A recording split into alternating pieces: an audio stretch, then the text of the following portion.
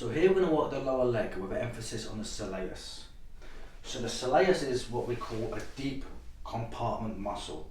So we have the gastroc, the calf, and deeper to the gastroc we have the soleus.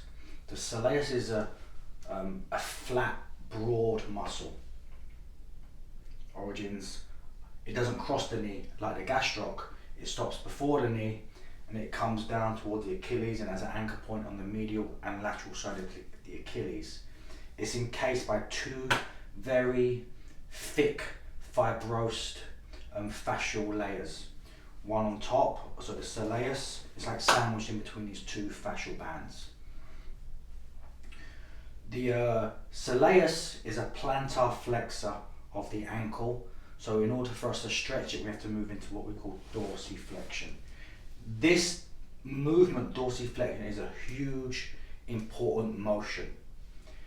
If you've ever noticed clients walking downstairs and they walk down at an angle, suspect poor ankle and toe mobility. So that's a telltale sign. If you see a client walking into your clinic or your office and they're walking downstairs at an angle, they're probably telling you that they've got really bad ankle mobility and or toe. So in order to stretch the soleus, we need to do it with a bent leg. Whenever we're stretching the ankle, the lower leg with the leg straight, we're generally focusing on the gastroc. So we want to focus on the soleus. A couple of ways of doing it, and I'm going to show you several. I use my fingers here and I contact what we call the neck of the talus. So I'm going to just gently take up the slack and I feel where the tension is. So it's about here. So when I'm holding this, I'm pretty sure Kiki doesn't feel a stretch. Do you feel a stretch, Kiki? No. So people sometimes say, I don't feel it. It's okay. It's the first stretch of the day. So we're just trying to see what range of motion she has available. So I don't know if you can see this on camera. So when I take Kiki's leg into full range, the foot really dives out this way. So we want to keep it true. So when I take the range up, I'll move my hand. She wants to collapse it out into this position. It's called eversion. So we maintain the true plane of movement. And now she'll start feeling the stretch, I'm sure. So that's Kiki's range of motion. So the way we want to overpressure and create a real stretch, I will use an elbow, a forearm, or a chest. I'll show you how to use the chest first, or the stomach, obviously. For women, they might want to use not the chest. But I'm going to show you the way I do it first. I'll put Kiki's foot in my solar plexus.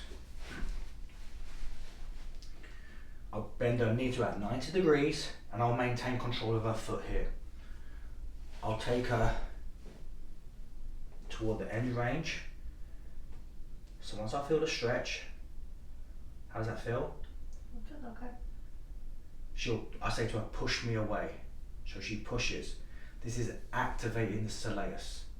3, 2, 1, relax.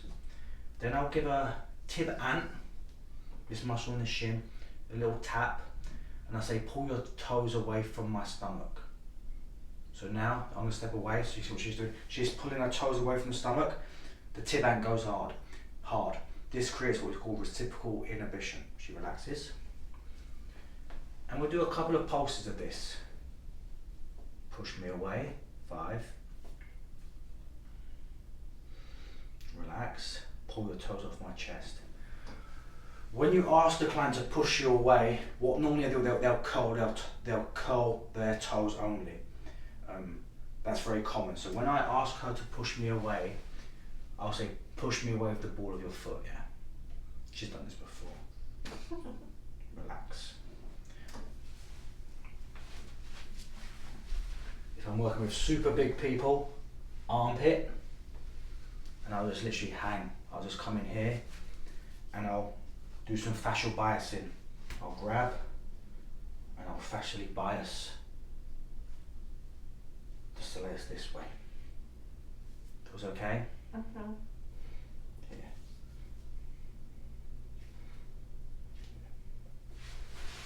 Same here. Come in here. It's like a ring in a towel. So I'm just trying to fascially bias. So I'm pulling the skin and fascia one way, and I'm pulling it the other here. Then I'll change my hands. Here. You okay? Does that hurt? Yeah. So I pull out and across, in and across. So for the people in the group that are not happy with the chest position, you can go armpit,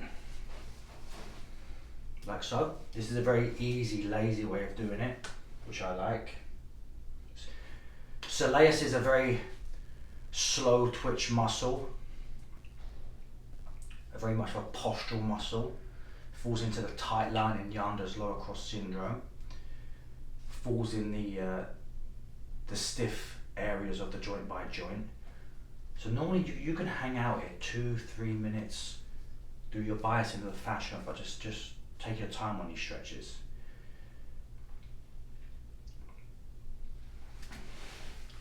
We can use elbows. Not all our clients are going to tolerate that amount of pressure, right? The soleus is also, I think, the Chinese call it the second heart.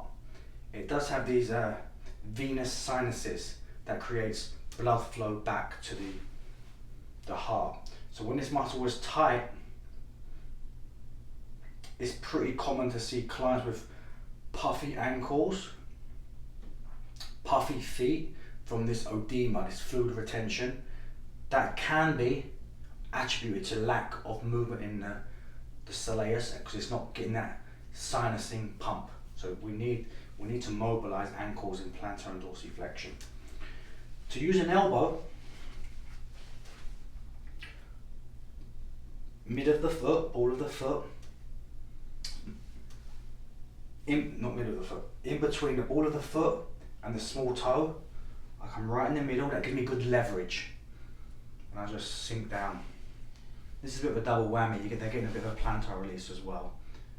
Same thing, just hold and relax. This hand is controlling the ankle. We don't want to be one-handed and it gets a bit wobbly.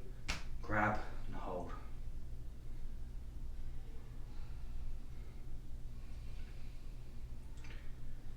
And as we spoke about in previous videos, when we're releasing a muscle, whatever muscle, you always want to vary the angle of release. So right now, we're about 90, which is about ideal for soleus. But we can come here and get a different type of stretch. We can come here. The more we bend, the more it tends to become more of an Achilles stretch. Does that feel different? Mm-hmm. Better, worse, or the same? About the same. So notice always ask better, worse, or the same. You always want to give a client an option to give you an honest feedback. If you say, does that feel great, they're going to say yes. Okay.